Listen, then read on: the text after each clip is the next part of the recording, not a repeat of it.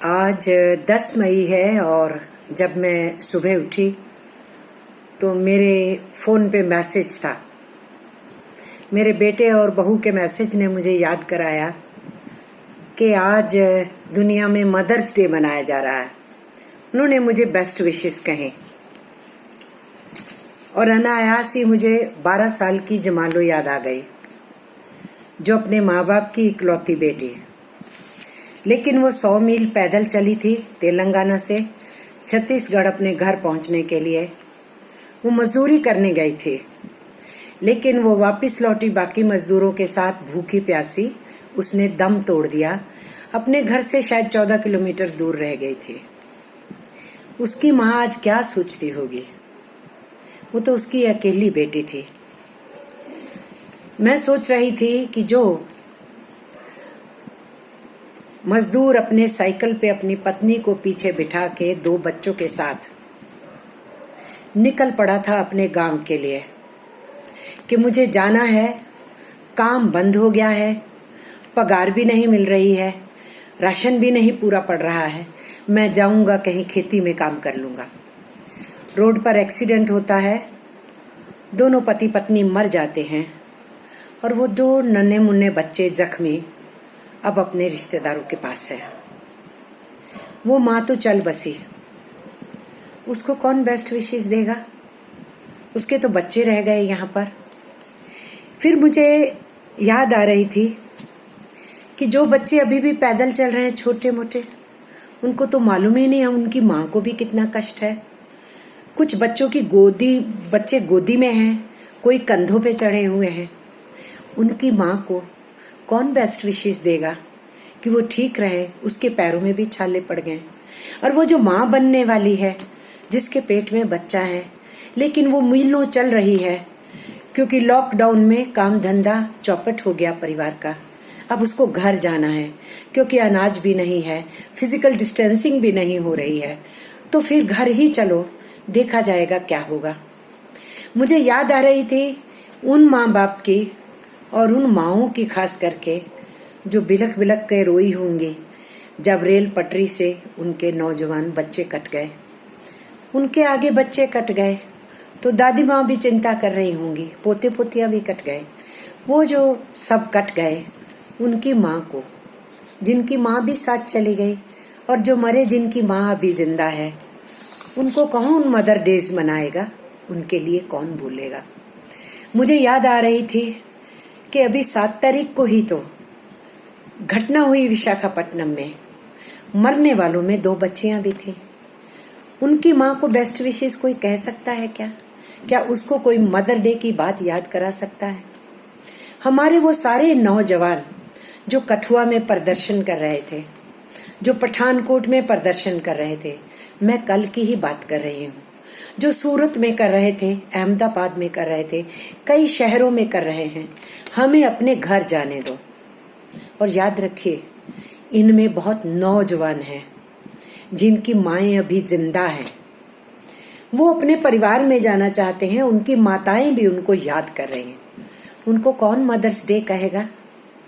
और कौन कहेगा उन सारे नौजवानों को जो हताश हैं, चल निकले हैं, या जो मर गए रास्ते में भूख से, प्यास से। कुछ की आत्महत्या हो गई, कुछ की सड़कों के ऊपर एक्सीडेंट में मौत हो गई। इन सारे हालात के अंदर मैं हर साल जब मदर डेज की ख्वाहिश कही जाती है तो मैं खुशी खुशी से जवाब देती हूँ। लेकिन आज ये मदर्स डे की मेरे को बेस्ट विशेस आई तो मैं और ज्यादा दुखी हो गई। और मैं इसलिए दुखी हो गई कि मेरे देश की करोड़ों माताएं आज बहुत कष्ट में हैं। उनको मदर्स डे और हैप्पी डे कौन कहेगा? क्योंकि वो तो खुद तकलीफ में है, उनके बच्चे तकलीफ में हैं। और ऐसे बुरे हालात के अंदर हमारी सरकारें अभी भी क्या कर रही हैं कि इस समय पे भी मजदूरों को और कैसे दबाया जा सकता है, उनसे ज्यादा घंटे काम कैसे लिया जा सकता है, उनको जाने से कैसे रोका जा सकता है।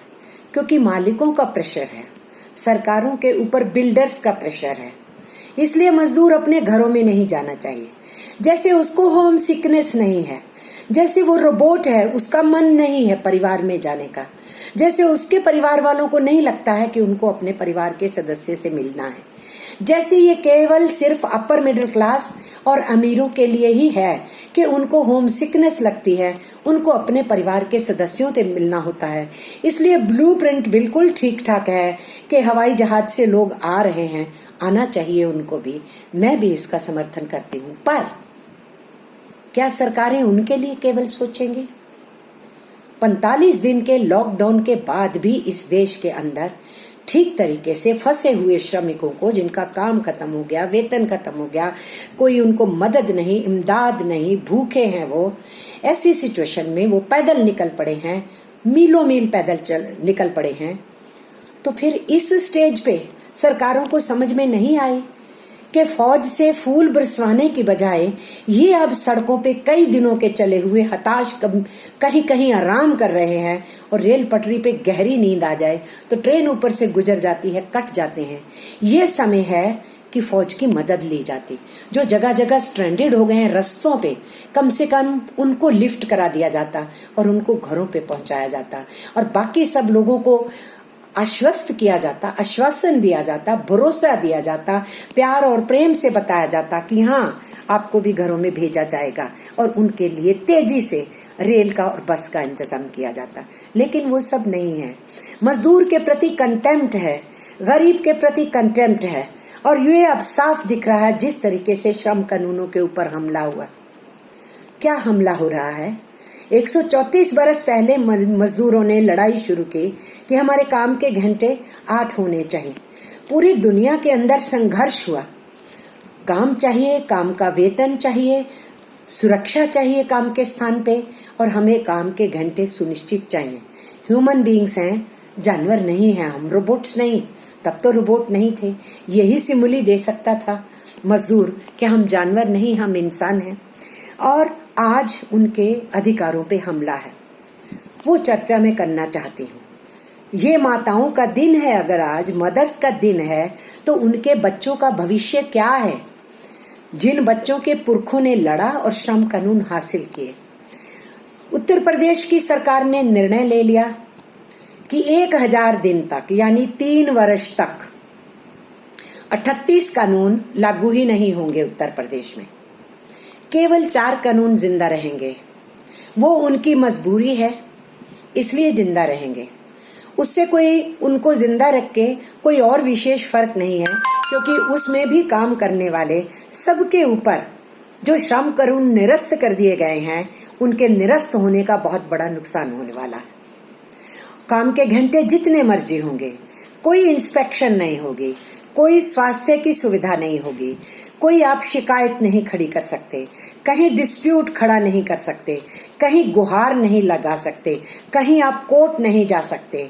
ये ड्रैकोनियन ऑर्डिनेंस है जो यूपी की गवर्नमेंट ने घोषित किया, जिसको केंद्र के पास राष्ट्रपति का जो है वो हस्ताक्षर के लिए भेजा गया। और मध्य प्रदेश की सरकार, योगी की बीजेपी की सरकार, मध्य प्रदेश की शिवराज चौहान की सरकार उसी रास्ते पे निकली है, और उन्होंने कुछ कानूनों के लिए कहा है कि हम भी 1000 दिन के लिए सोच रहे हैं, और फैक्ट्री एक्ट में तो सीधे सीधे परिवर्तन कर दिया है। काम के घंटे केवल 8 से 12 ही नहीं, वहां भी कोई इंस्पेक्शन नहीं, ठेकेदारों को लाइसेंस लेने की जरूरत नहीं है। 49 तक जितने मजदूरों को जहां मर्जी वो बेचने और खरीदने की चीज की तरह फेंकेंगे, वो बॉन्डेड लेबर की तरह होंगे। कॉन्ट्रैक्टर तो लाइसेंस शुदा है नहीं, उसको किसी ने नहीं पूछना है कि जनाब आप जितना पैसा ले रहे हो मालिक से, उतना मजदूर को दे रहे हो कि नहीं। और प्रिंसिपल एम्प्लॉयर कहेगा मेरा क्या लेना देना है, मैंने मजदूरों की सप्लाई मांगी थी, वो मुझे मिल गई। और शिवराज चौहान की सरकार सुबह 6 बजे से लेके रात को 12 बजे तक दुकान खोलना चाहती है, 24 घंटे में से 18 घंटे। तो क्या वो 2 शिफ्टें लगाएंगे? क्या मजदूरों को आधा समय एक और आधा समय और रखेंगे? उसके बारे में तो खोला नहीं गया। तो 24 घंटे में से 18 घंटे अगर एक ही कर्मचारी या 2 जो उनके हैं उनसे अगर काम लेना है शॉप्स पे, तो शौच जाने के अलावा, खाना खाने के अलावा उनके पास केवल 2-3 घंटे सोने को मिलेंगे। लेकिन अगर घर आना जाना है तो उतना समय भी नहीं है, तो क्या वो दुकान पे सोएंगे? क्या इसकी इजाजत दी जाएगी? कुछ क्लियर नहीं है। तो हिंदुस्तान को बॉन्डेड लेबर की तरफ धकेलने की कोशिश है। बहाना है कि अब काम शुरू करेंगे, और काम देने वाले कह रहे हैं कि हम 1/3 मजदूर से ज्यादा को अभी हम रख नहीं सकते।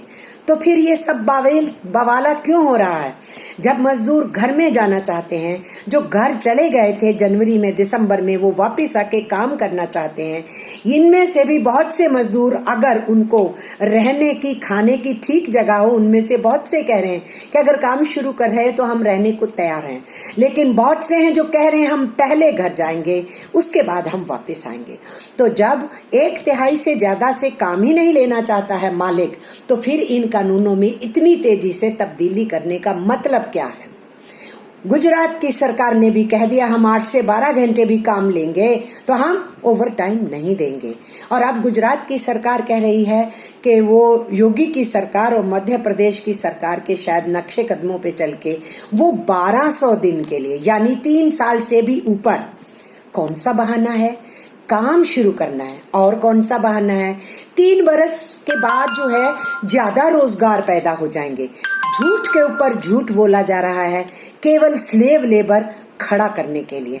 इसलिए हम ये समझते हैं कुछ राज्य सरकारों ने मेन कानून के साथ अभी छेड़खानी नहीं की है, लेकिन फैसला लिया है 8 से 12 घंटे का हम काम करेंगे और उसके एक्स्ट्रा ओवर टाइम दिया जाएगा, और कानून के तहत जो एक्स्ट्रा आवर्स हैं उसके लिमिट को फॉलो किया जाएगा। लेकिन हम क्या जाने, वो सरकारें भी फिर आगे उस तरफ चलेंगी। इसलिए जो यूपी की सरकार ने, मध्य प्रदेश की सरकार ने किया है, ये तुरंत वापिस होना चाहिए। मिस्टर प्राइम मिनिस्टर, हिंदुस्तान के अंदर श्रम कानूनों की इस तरीके से धज्जियां उड़ाई जाएं और आप कहें कि आपका गरीब के लिए साथ है, आपका साथ मजदूर के लिए है, उस पे कोई यकीन नहीं कर सकता। आज आप गरीब के साथ नहीं खड़े हैं, अब आप श्रमिक के साथ भी नहीं खड़े हैं। और इसलिए हमारा आपसे ये कहना है कि श्रमिकों की 150 बरस की लड़ाइयों के नतीजे हैं पूरी दुनिया में जो इन हकों को हासिल किया। हिंदुस्तान की सरकार ILO की कन्वेंशंस के साथ कटिबद्ध है, इंटरनेशनल लेबर स्टैंडर्ड्स के साथ हम कटिबद्ध हैं। कितनी ही इंटरनेशनल बॉडीज के अंदर हम ह्यूमन राइट्स के कॉवेनेंट्स के सिग्नेटरीज हैं। तो ऐसी सारी सिचुएशन के अंदर आप काम लेने के नाम पे, इकोनॉमी को शुरू करने के नाम के ऊपर अपने एम्प्लॉयर्स मित्रों के कहने में आकर के हिंदुस्तान के मजदूर के ऊपर हमला बोलना चाहते हैं। हम आपसे कहना चाहते हैं कि ट्रेड यूनियंस इसको एक्सेप्ट नहीं करती है। वहां पानी भी नहीं दिया जाएगा मजदूर को, इंस्पेक्शन तो नहीं ही होगी, पानी भी नहीं दिया जाएगा, कॉन्ट्रैक्टर का लाइसेंस तो देंगे ही नहीं, वो जितने मर्जियों को सब्जी भाजी की तरह लाए। लेकिन उसके साथ साथ आप देख लीजिए ना, फर्स्ट एड का बॉक्स भी नहीं होगा जो मालिक के लिए जरूरत होती थी। मध्य प्रदेश में कहा जो 80 रुपए हर वर्कर के लिए मालिक ने जमा कराना होता था, उसकी कोई जरूरत नहीं है। अब आपको बहुत सारे कानूनों से सब इंडस्ट्री को बाहर कर दिया है, आपको कोई चिंता करने की जरूरत नहीं। आप काम लीजिए, क्योंकि आज के मजदूर को फिर से स्लेवरी और बॉन्डेज में धकेला जाएगा। आप काम लीजिए, ये सरकारें कहना चाहती हैं, और ये केंद्र की सरकार उनको शय के ऊपर आगे बढ़ा रही है। जो हमारा हादसा हुआ विशाखापट्टनम में, उसने एक और कंपनी से, उस साउथ कोरिया कंपनी ने इसको खरीदा था, पॉलीमर कंपनी ने जो खरीदा था 1997 में, 1997 में। क्या आप जानते हैं कि 97 में खरीदने के बाद ये केमिकल कंपनी थी, और इस केमिकल कंपनी में एनवायरनमेंट की और पोल्यूशन की नो ऑब्जेक्शन लेनी होती है। इस कंपनी ने 2019 में नो ऑब्जेक्शन सर्टिफिकेट को अप्लाई किया।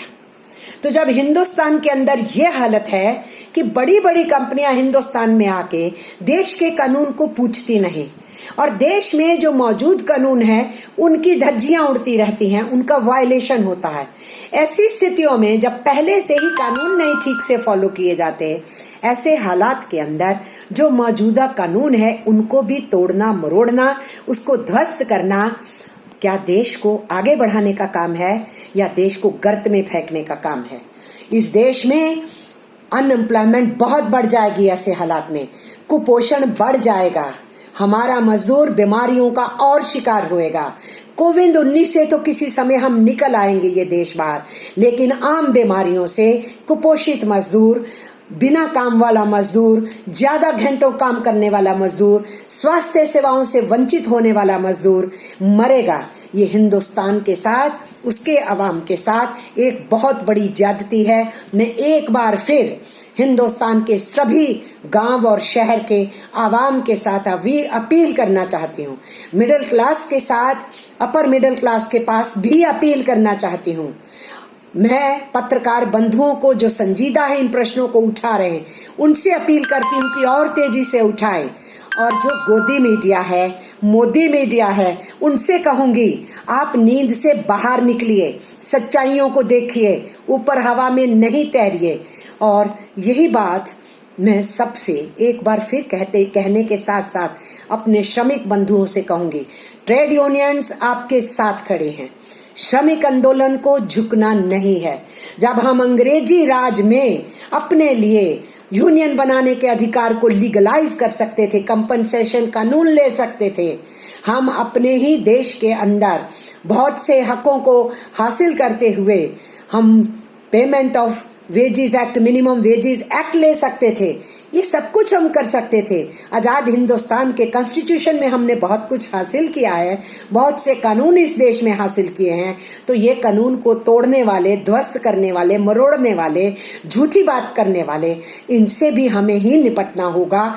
हमें समाज का साथ चाहिए।